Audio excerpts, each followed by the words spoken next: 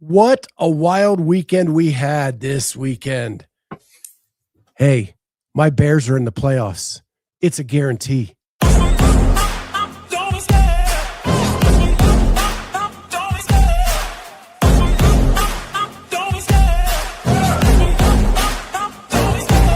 Love the chase and the hunt, and I set the pace when I'm running. I always take what I want and I always give it 100. Don't need a bank, no I'm funded. Play the game like it's nothing. I'm always thankful for something. Don't take for granted, stay humble. Now wake up! It's time to look at the enemy. Look in the mirror if he is no friend to me. It's not working out, maybe it's the chemistry. It's time to break up so I can make a better me.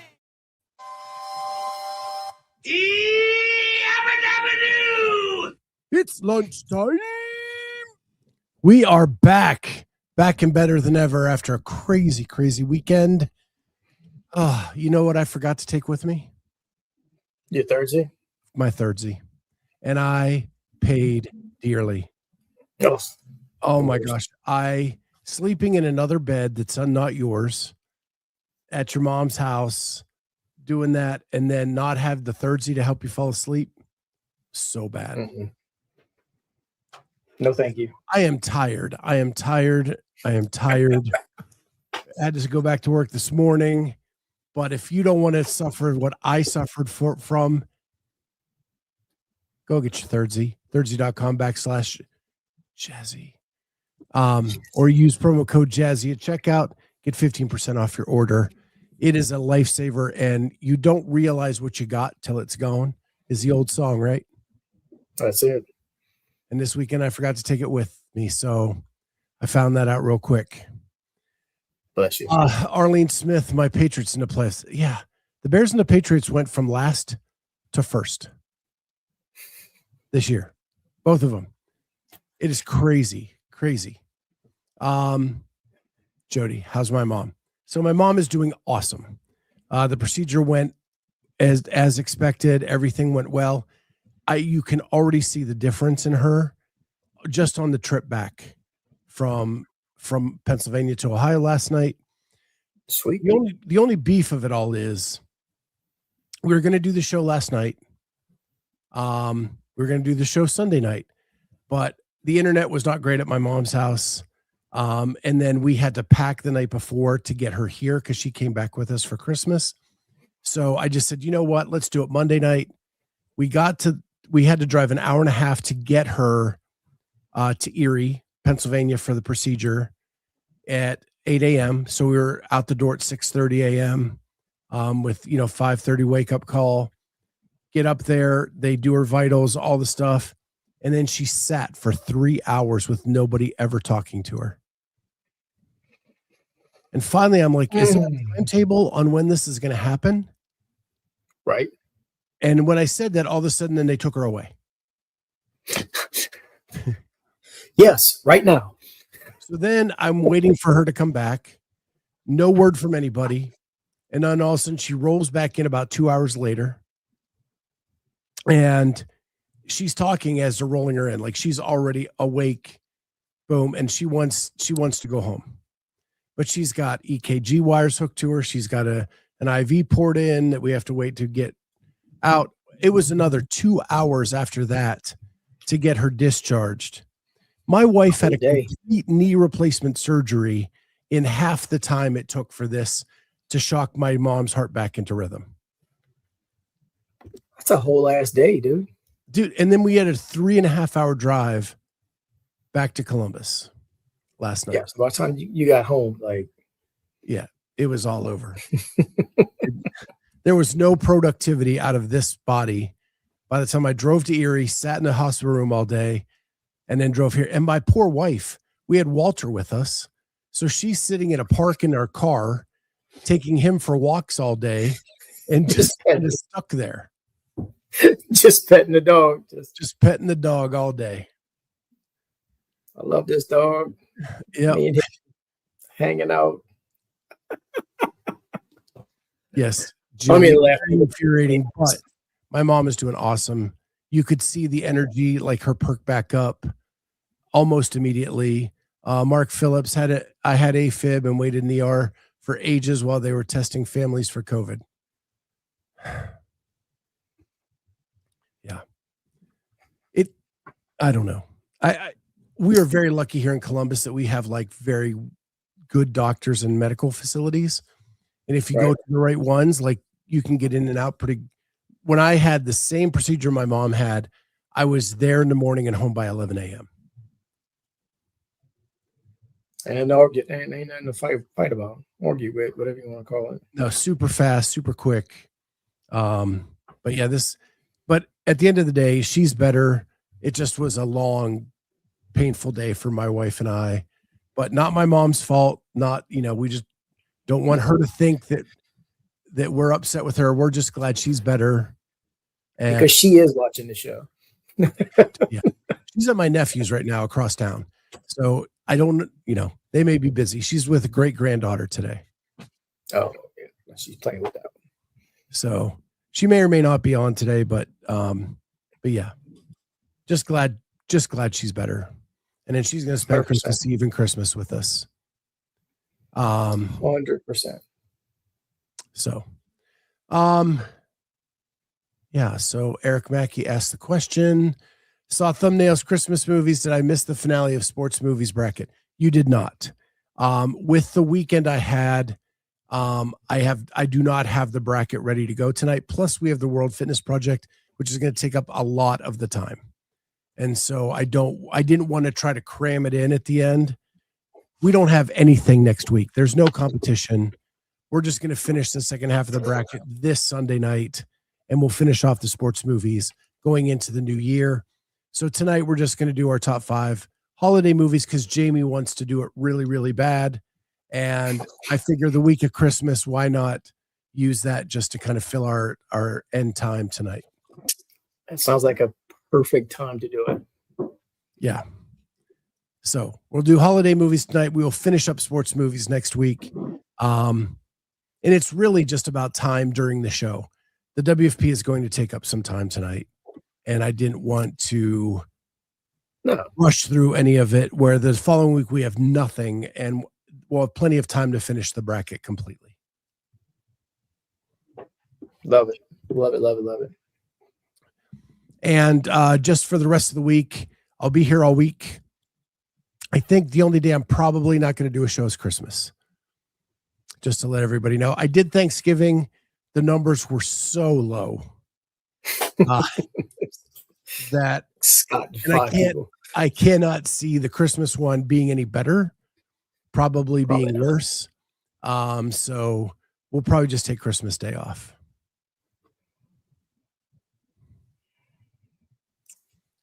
While not in my top 5 or anything, saving Christmas is very underrated. I said what I said. Surviving Christmas. I've heard that title before. I believe it's Ben Affleck and Tony Soprano. What's his name? James Gandolfini. Yep, James Gandolfini. I believe that's what it is. We do all the classics at home. Die Hard. Both Home Alones. Right, it's not Christmas till I see John McClane throw Hans Gruber off the 32nd floor at Nakatomi Plaza. I mean, sorry. Call it what you want. I will say this too. I've seen it, Mike. It's good. It's good. I will say this too for the people that say that, well, if Die Hard is a Christmas movie, Lethal Weapon is a Christmas movie. Absolutely, it is. Lethal Weapon is absolutely a Christmas movie. It happens at Christmas time. One of the last scenes, they are fighting in the front yard with the Christmas tree. Yeah, and there's like Christmas trees and shit like that that drive through the window. And because of the very beginning of Lethal Weapon, I cannot hear which one is it? Is it The Weather Outside Is Frightful? That's the song that's playing right before old girl does the line of whatever and then jumps off the balcony. So I can't hear that song without thinking of the opening scene of Lethal Weapon. It just happens to be in there. Jody says I watched What Fun last night. Meh. Yeah, Julie and I watched it a week ago. It was okay. I wouldn't put it. It's probably not a repeat watch, but it was all right. Is that the new one? It's new. Michelle Pfeiffer's new one. Okay. And she said Michelle Pfeiffer's had so much plastic surgery.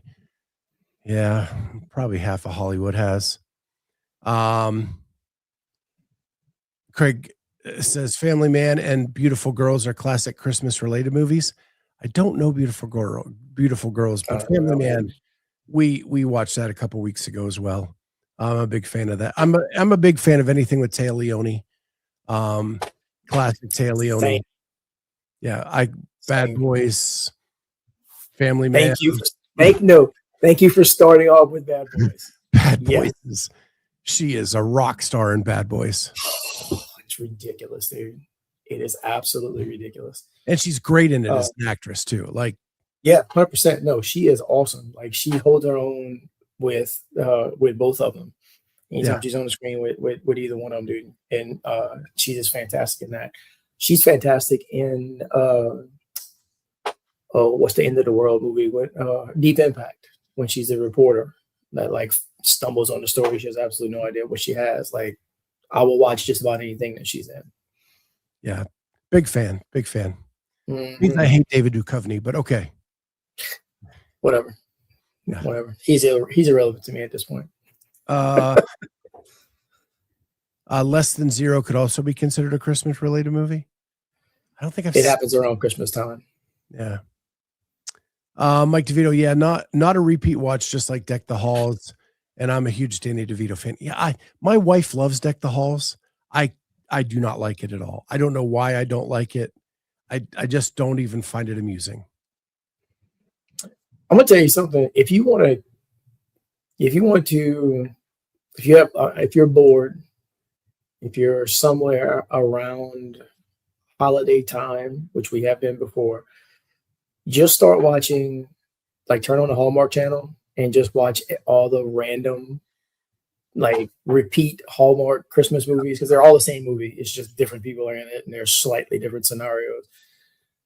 Oh my God. It's one of those, like, they're so bad that they are good, because they all follow the exact same plot line. It's either this dude comes back to his hometown and his high school crush is running a bake shop, and even though he's a multi-billionaire, he's going to just leave his job to save the town for Christmas. I don't know how you save a town. I've never figured that out yet, but holy smokes. Yeah, my mom did that one year, Hallmark channel on Saturday night, and I said, is this the one where the hot guy comes back to town and the girl running the bake shop falls in love with him? Yeah. And she just side eye. Is it the hot girl that comes back to town and the guy's running, I don't know, pick a thing, a restaurant, a lawn service, whatever the case may be. Maybe he's the librarian, maybe he's a town librarian. Nobody really knows. They hate each other for like the first 30 minutes of the movie, and then they tolerate each other, and then by the end they're getting married. It is fantastic. Yeah, my dad actually, right before he died, became a Hallmark Christmas movie fan. The guy would sit and watch Christmas movies all night. And he became like real sappy, and he would tear up, and like just towards the end of his life, that's just what he did. And because of that, every year my wife and I pick a couple to watch just to, feel close to him. If you go on Netflix and or Amazon and just search Christmas movies, oh yeah, I mean, there's gonna be like 1,000 of them that come up, and they're awesome. Every single one of them is fantastic. I love it. Savon only cried once. I don't believe that. Yeah, you got to wait till your boys are a little bit older and they start accomplishing things. And then when my daughter started like doing really well in life, like that's what makes me cry. 100%. Andrew Sten says Christmas Tree Farm. Yep. Yeah. That could be one of the jobs. Kenneth Delap, I cried when Gandalf died. That's about it. That is a true nerd right there. Gandalf dies. Gandalf dies? What do you mean Gandalf dies? Well, I didn't mean to dive all the way into Christmas movies on this show. We're going to do that a little bit. It's easy to do, brother. It's easy. And maybe we'll come back to it at the end, but my Bears are in the playoffs, dude. And one of the most amazing games in the history of the NFL happened on Saturday night. And that was a big reason why I couldn't sleep. They were down by 10 points with 2 minutes left, 1:59 left to go in the game. They get a field goal. They get an onside kick. They score a touchdown. They get into overtime. And then Caleb makes one of the best throws you've ever seen by an NFL quarterback to win the game. And it was insanity. And, you know, the algorithm is just feeding me every Bears podcast, every thing, right? And I couldn't sleep. I could not get to sleep Saturday night. It's been so long since I have had a team that has done that well. And I'm riding the wave, dude. I'm riding the wave. But also in the NFL, we had like the craziest NFL play or NFL officiated endings. Yeah. Seattle and LA, Detroit and Pittsburgh.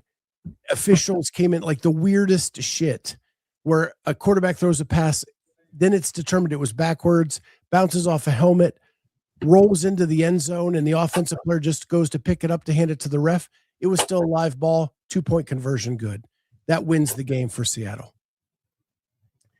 Pittsburgh game, they throw to Amon-Ra St. Brown. He gets tackled at the 1-yard line and gets pushed back. He laterals to Jared Goff, who then takes it in the end zone for the winning touchdown. But then Amon-Ra St. Brown is called for offensive pass interference. So the game is over because you cannot extend the game on an offensive penalty. Crazy stuff. And I was thinking, like, as I'm looking at some Hiller videos online and looking at like Laura squat depth, and like officiating and judging is an issue in every sport. Absolutely. It is not just CrossFit. It is not just fitness. It is not whatever. It is that way in every single sport. We're always bitching about the refs, the umps, the judges, whatever it may be. I think where we get off track, especially in fitness and CrossFit especially, is these events that have so many different divisions and you spread yourself so thin with judges.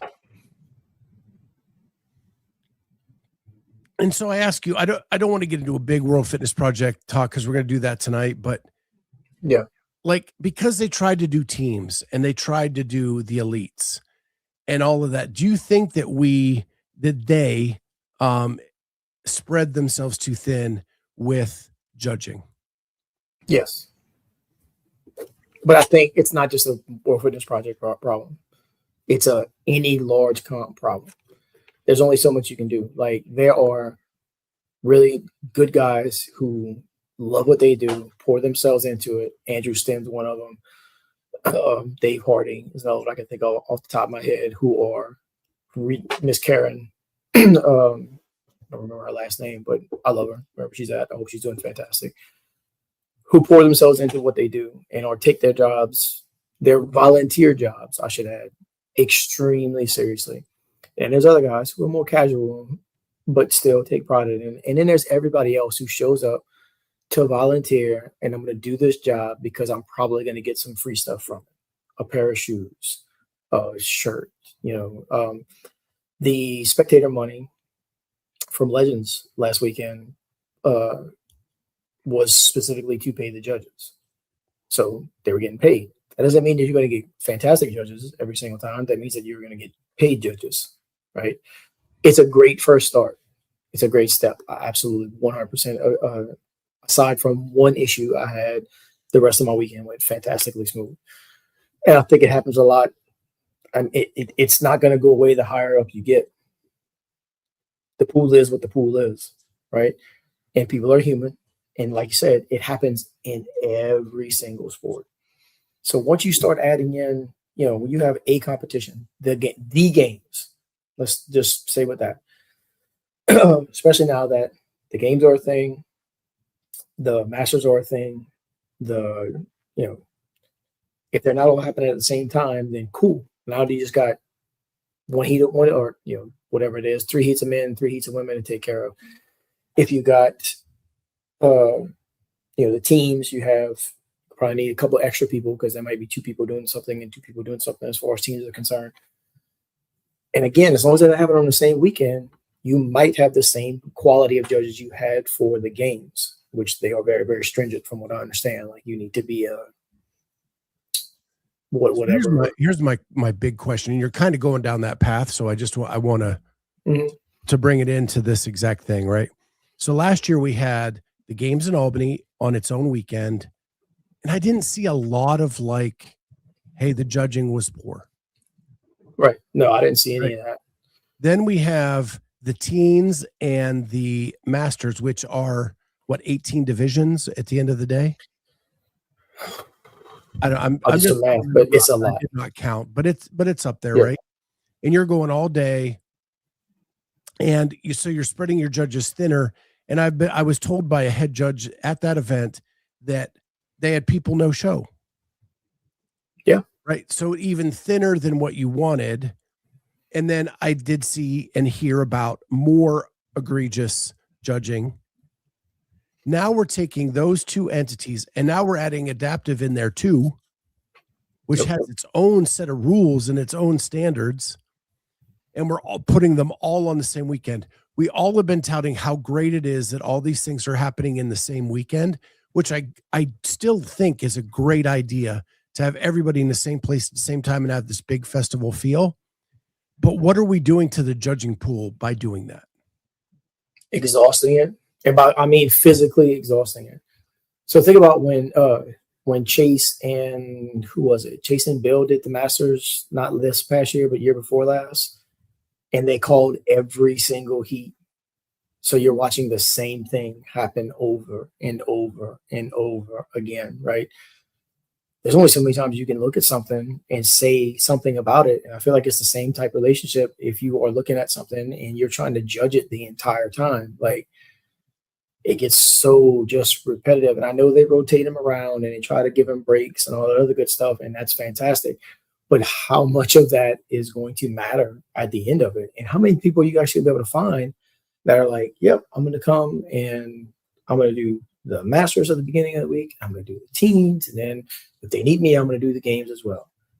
That is a lot, dude.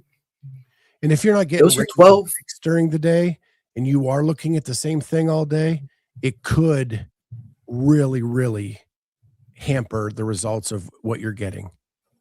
100%. Now, again, to be a judge at the games, you are usually seminar staff. So it's a little bit different pool than the rest. But the fact that you're going now a full week of masters, teens, and adaptive just seems like really crazy. Mike DeVito agreed, but often so egregious in CrossFit, but they are also usually volunteers, which is tough. The volunteer thing is tough. It's tough, but there's a group that really want to be there and really want to do a good job. But I would argue that it's not more egregious in CrossFit. It's just because we're so passionate about this that we bring it up more. I watch football every Saturday and every Sunday. There are egregious calls. I mean, watch anything on a Monday, and there's going to be roughing the quarterback calls that people are going to be livid about every Monday morning. January 20th, 2019, Saints divisional round game. It's burned into my brain. Yep.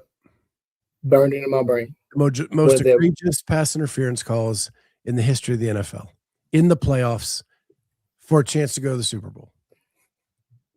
It's insane. And that's something it's 6 years later. We have a completely different coaching staff, completely different team. Like Drew Brees is now talking, is a talking head on TV nowadays and whatnot. It's a whole other thing, but it's burned into my brain because of that. And that guy got paid. Like that guy's not a volunteer. That's a professional referee. He may have another career not during football season. I'm sure he does something else, but that guy gets paid to be a referee. So I try to my damnness, especially if I'm competing, to try and give whoever's judging me at whatever comp I'm at the benefit of the doubt that they are trying to do a good job. shit happens, right?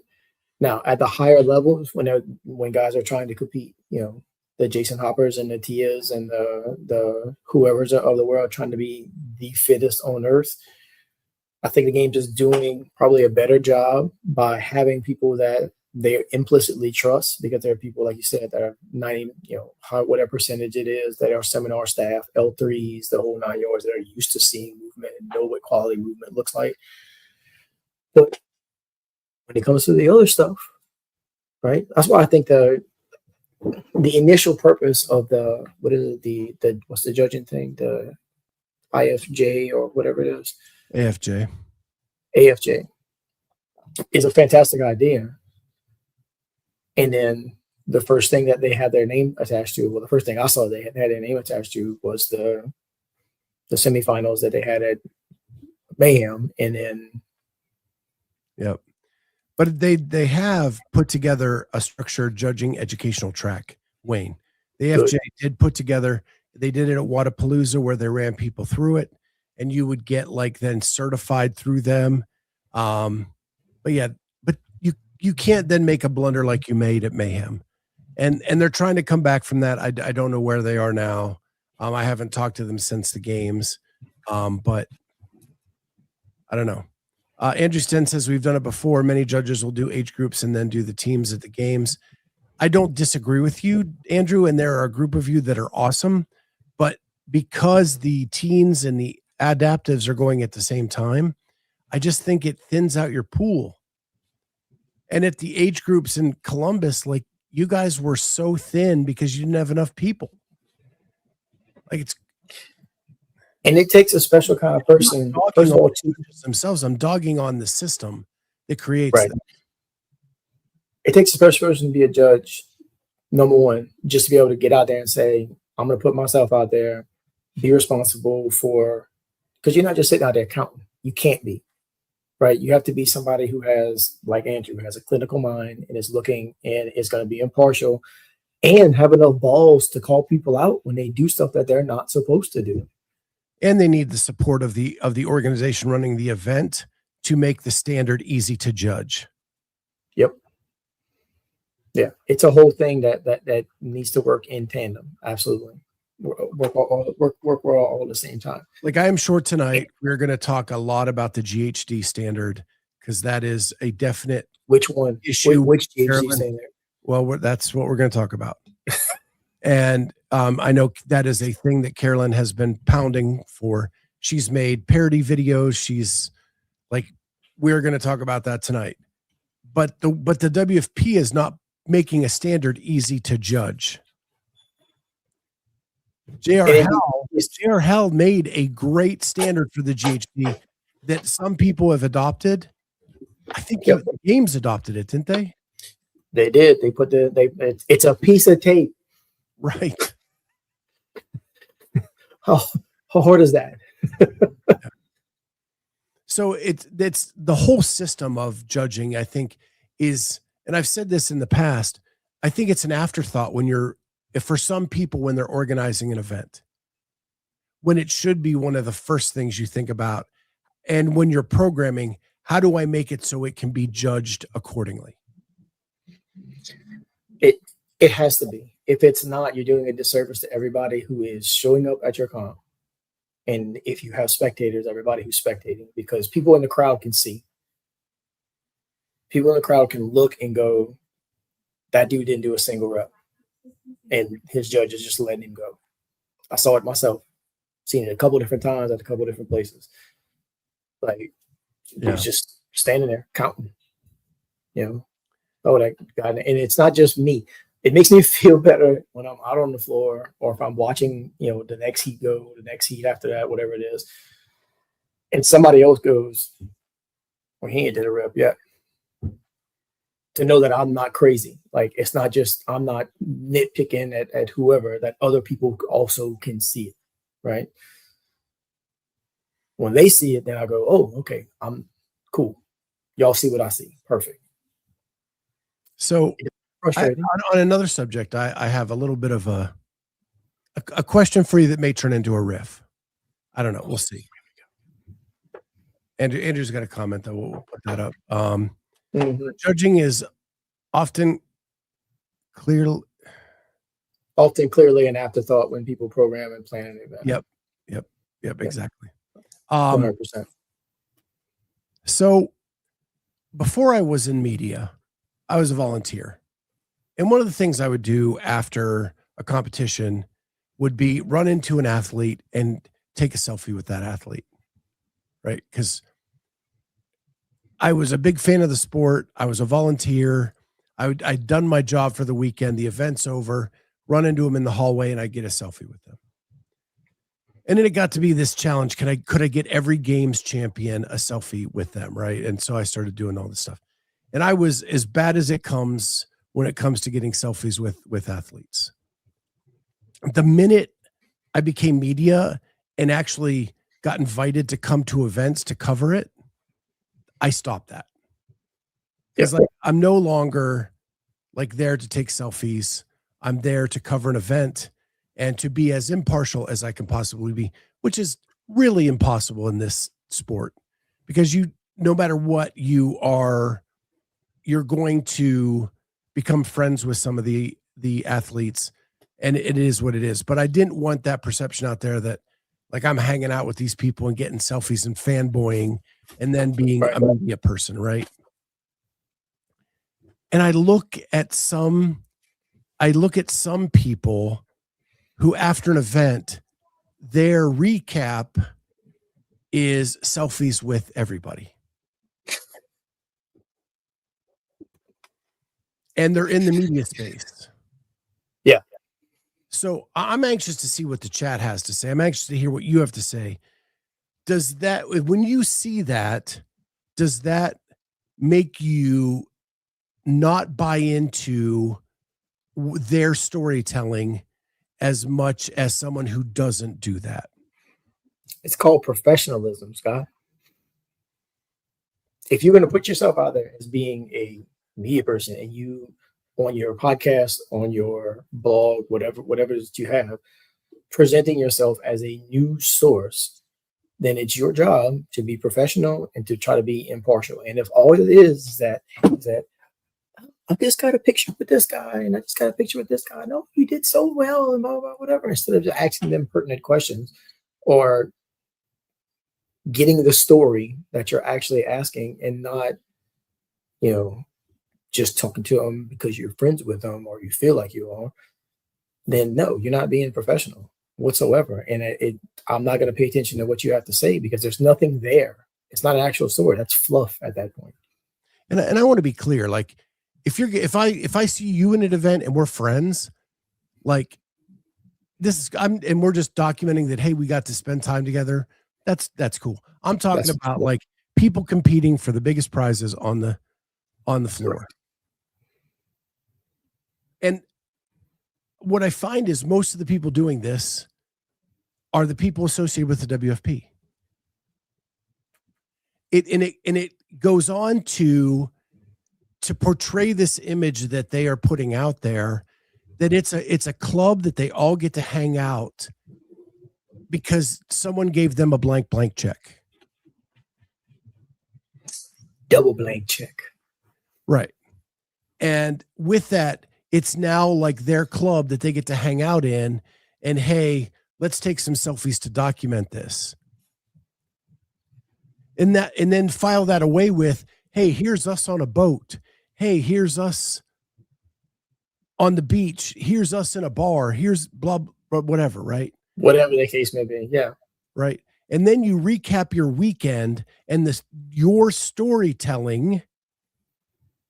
And especially if you're in charge of storytelling and you your recap of the weekend are selfies with all the people you hung out with that weekend. Well, at that point, it becomes your story and not their story. Right. So if I'm just posting pictures of me and, pick somebody. Right, just me and James Sprague all weekend, and I caught James in the lobby, and here's me and James having dinner. Here's me and James doing whatever. Then it's my story at that point. It's not James's story. It's not what James did. It's what Cory and James did, or what Cory did, because if I am media, then that's not telling the story. That's telling your story of how you happen to cross it. I think that's why, and Hiller's here, so I'm gonna go ahead and stroke his ego a little bit. But I think that's why people like Hiller's videos with the athletes so much, is because it's not about Hiller. He actually makes it about the people that he's going to see and going to work out with. He asks them pertinent questions about what they're doing. And if you are not doing that, and if you're saying, this is what we did, this is what I did, this is what, and that's not a story about other people. That's a story about you featuring other people. What's the, that's maybe clout chasing, I guess is probably a good word at that point. No. Now these are fine, right? These are like your friends, your coworkers, whatever.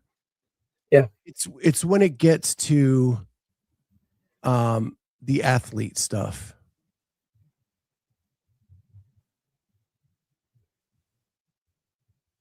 Right? When it goes to like the athletes that you're hanging out with.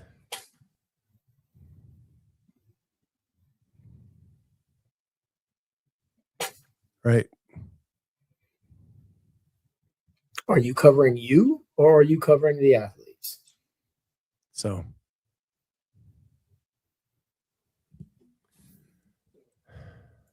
is that a product of for the athletes by the athletes? Wayne says, when was the last time the Buttery Bros did a feature on an up and coming athlete? It's just their buddies recycled over and over again. That's a great point.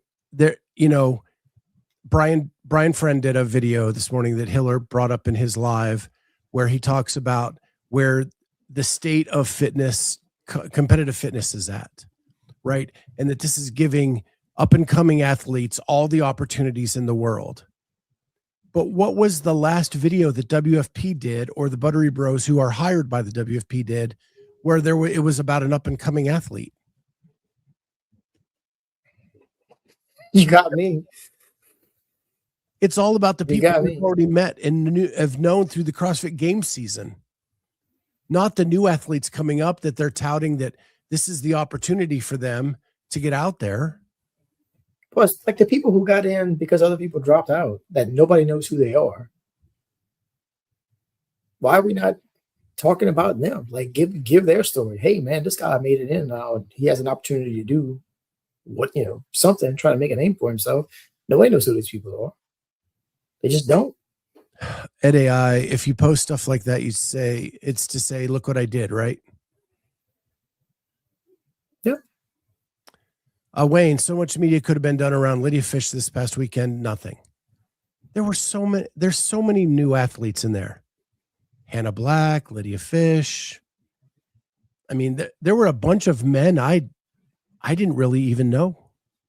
Troy McClure, or whatever his last name actually is. No idea who that dude is.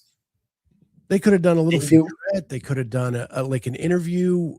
How about just the opportunity to come here because of these withdrawals? What is like this? I think, and I've said this before, the storylines that are missed by this group of people are immense.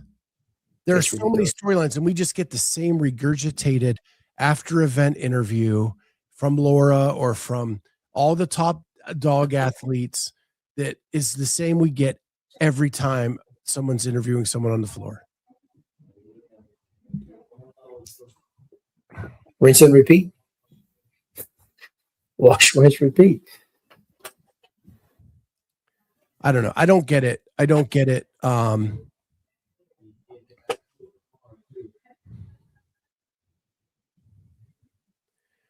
People talk about critical thinking until it comes to obvious things like who are they actually leveraging and why.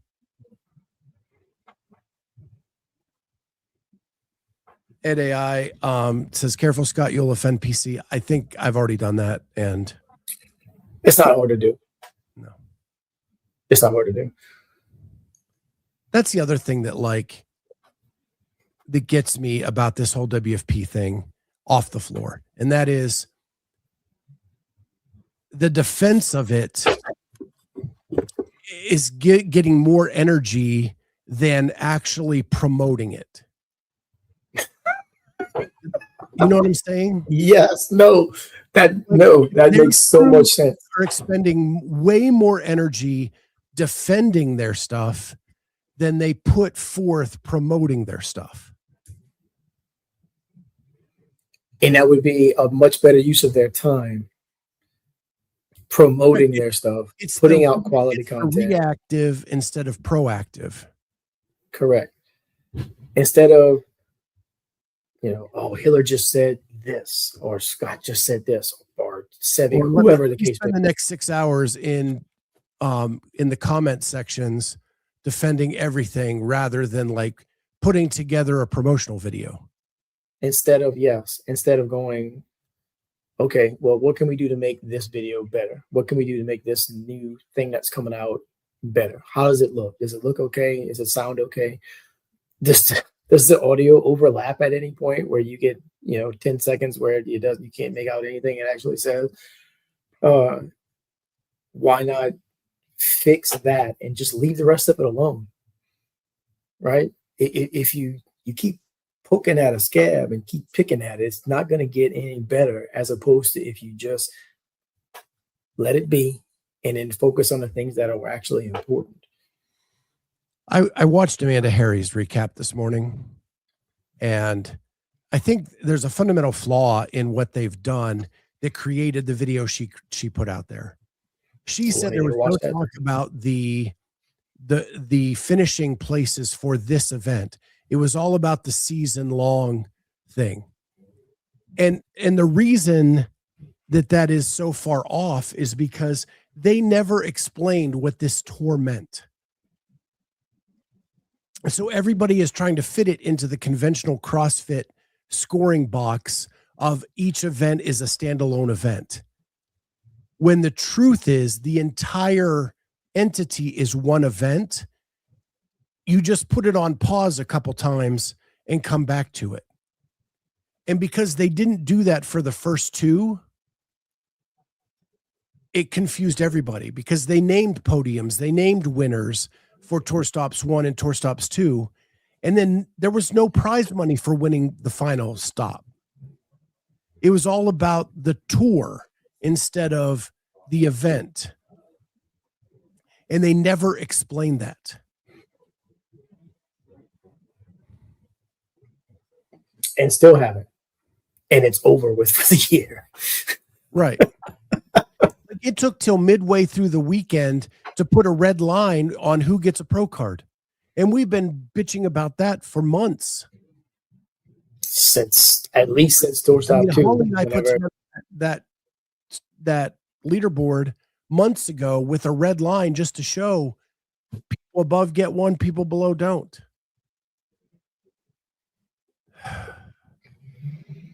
We do have some positives to talk about tonight with the WFP. So tune in for that. I do think I have a small solution to their problem if they're willing to make some changes.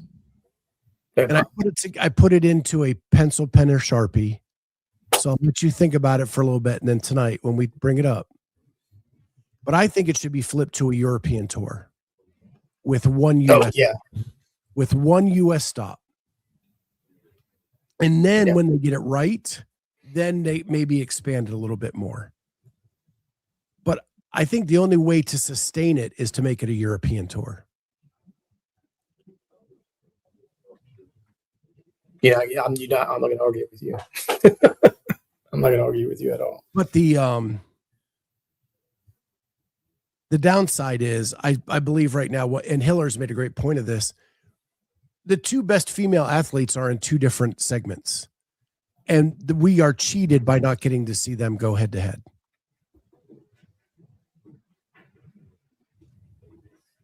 It's a hard fact. Yep.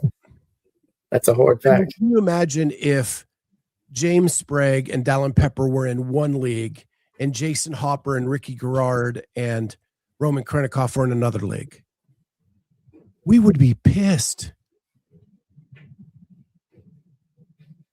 You're diluting the pool. You're not allowing the best product to be on the field at that point, to be able to see the races that everybody wants to see. Jake says EFP doesn't sound as good though. You can still call it WFP because you have one tour stop in the US, but rather than have one in Europe and the rest in the US, flip it. It's a separate fix. Majority in Europe and one in US, and it's still the World Fitness Project. But you're in a place where people show up. Yeah. Here's the thing. I don't think anybody over there on Will's entire team has ever heard of Occam's razor, where the simplest answer is usually the right one. Like, I don't think they're familiar with that concept, because that's literally what it is. It's like, hey, the 2 stops you made here, nobody showed up to watch. Because nobody understands the tour concept in the US. Correct. In Europe, a lot of sports go by the tour concept. So they understand the premise better. Yeah, that's what I'm getting at. But there's the reason why. So just flip what you're doing. And then once you have enough traction, and once the people over here are actually sitting there and watching it, and man, I wish we had another one over here, because now that I understand what's going on, the one is fantastic. But like, man, if we just had 2, well, then you can do that at that point. Yeah. Give it to the people who actually want to understand it, whatever you want to call it. Not just Europe, most other sports globally travel. I understand, Jake. I'm just saying that I don't, maybe at Australia, Europe, and then one US stop, go to where the hotbeds of CrossFit are. And you're right, the world understands the tour concept much better than the US. Absolutely. I just say Europe because every time there's a CrossFit event in Europe, people tend to show up. And it's the same in Australia as well. I'm about to say, if they went to Australia, dude, and actually had it promoted half-ass well. I mean, the Australians show up. Look at Torian every year. I mean, that's a show. That is an absolute circus, and it's amazing to watch. Just from my perspective, watching it on my laptop is fantastic. Take that energy from there, and you can inject it into your tour stop in Australia, and holy smokes, hey, you got a blank check. So I know that's not the problem. So why not go there? As opposed to here, where it's already hard to get people to attend functional fitness events. Semifinals are hard to get people in the door because there's so much stuff to go to. There's so many things to go on that go on, that it's already hard to get people here. And now you just added 2 more things. It's a lot, man. It's a whole lot. It's as opposed to giving more to, places that are, I won't say underserved, because I mean, we got Torian and then Down Under Championships in Australia, but I think adding 1 more thing to their stuff would probably be a lot better than adding 2 more here. For now, grow it. Right. Once people start selling out semifinals, then you have more of an opportunity to get people to show up for your thing. Right. Once the WFP starts selling out tour events, then now you're promoting the event in a better way. And I understand, Jake, that other countries and other continents understand this concept, but they don't show up to fitness events. No. The Asian events have not had the turnout that Europe and Australia have had.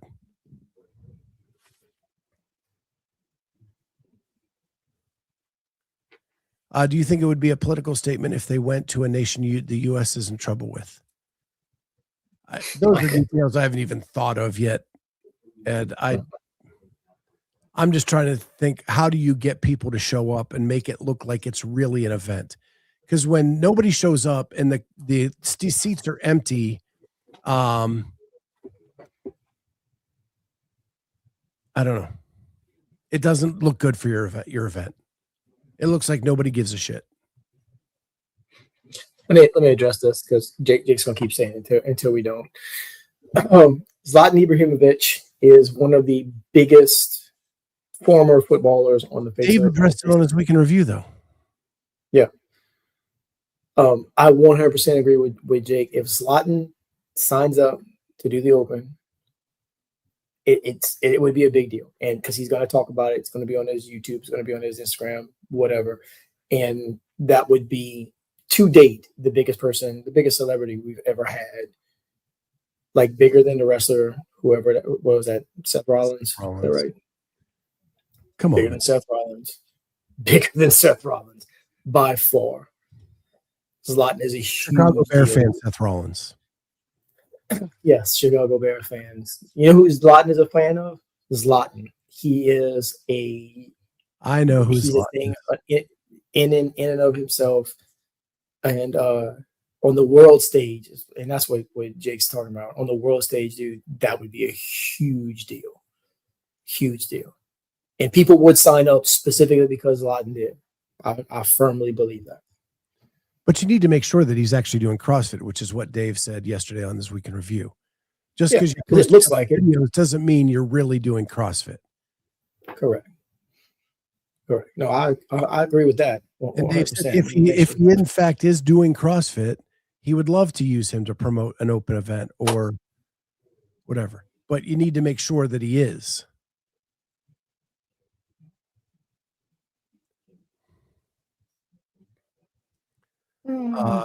He would probably not promote CrossFit unless he got something from it. That dude's got $1 bazillion. I don't think that's what Zlatan loves more than anything else is Zlatan and attention. And he'd get plenty of that if he were to sign up for that. I'd say they're not going to pay him something, whatever the case may be. But I think if you appeal to him in the correct way, because which is stroking his ego, he'd be fantastic for the sport. Well, he'd be something for the sport. That's for certain. Yeah, he just has to have better technique than Charles Barkley before we start posting these videos. Not hard to do.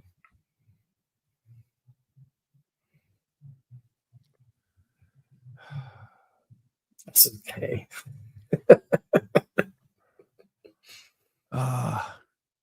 Love it. Zlatan doesn't do CrossFit. CrossFit does Zlatan. Okay. He's got 1 million of them like that, dude. He has an absolute 1 million of them. I'm sure. All right, guys. Well, that's the show for today. We'll be back tomorrow for sure. Off for Christmas, and then back on Friday. And we'll be here tonight at 6:30 p.m. Eastern time to knock out our Sunday night show that kept getting delayed because of my travels. And we will break down the WFP and actually talk about the positives that we saw from that, as well as, we're not calling them negatives, we're calling them points that need to get better. Action items. There we go.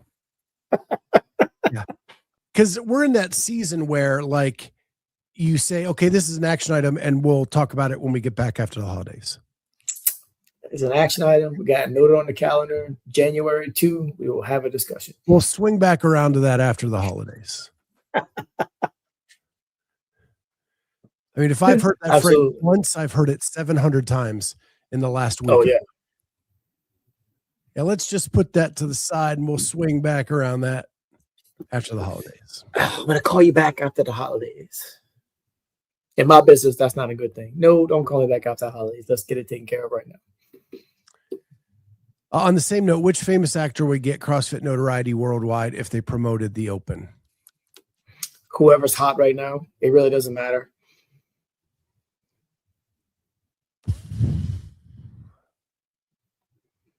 It have to be somebody. What's that? It'd have to be somebody lovable. Like, you know what I'm saying? Not like polarizing. Somebody who like everybody can get behind. So think like Tom Cruise. Oh gosh, what's his name? It can't be a has-been. Like, it has to be someone jacked, one coming up. Yeah. not like like The Rock jacked. Like that's too No. much. No. Oh, what is his name? No, not Will Smith. Will Smith is probably not the one you want to talk to about anything right now. Chris Pratt. We'll think about that, and we'll circle back around to that tomorrow. On that. All right, guys. We will see you then tonight at 6:30 p.m. Eastern time. Don't forget to like and subscribe to the channel. Really helps out. Yeah, Glenn Powell's a good one.